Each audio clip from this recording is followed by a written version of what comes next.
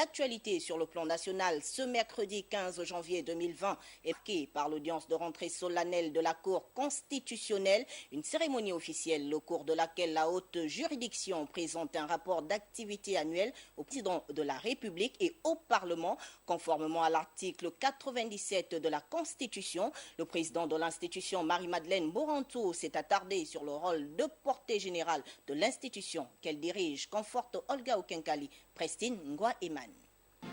C'est une fois le président de la République, Ali Bongo Ondimba, assis dans la salle d'audience, que le temps de la rentrée solennelle venait d'être donné. Pour le traditionnel discours, l'unique discours, le président de la Cour ne s'attarde pas volontairement sur la restitution du bilan du mandat précédent de l'institution, mais se focalise plutôt sur le rôle de portée générale dévolu à la Cour par l'article 83. L'objet premier d'une constitution est de fixer les principes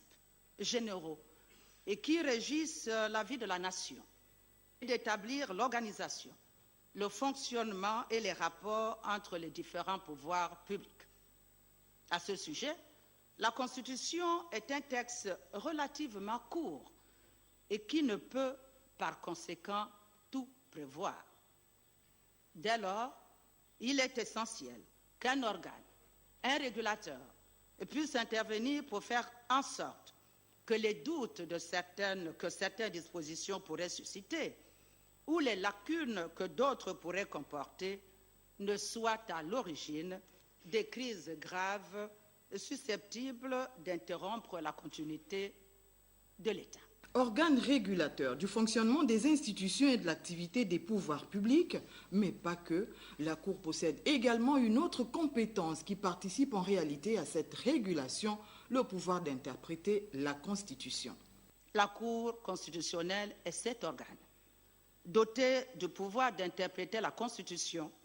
et les autres textes à valeur constitutionnelle en cas de doute ou de lacune. Les dispositions constitutionnelles présentant des lacunes et auxquelles la haute juridiction, en les interprétant, trouve des solutions jurisprudentielles provisoires pour les combler, ne doivent pas le demeurer, a précisé le président de la Cour constitutionnelle, comme pour s'adresser aux constituants.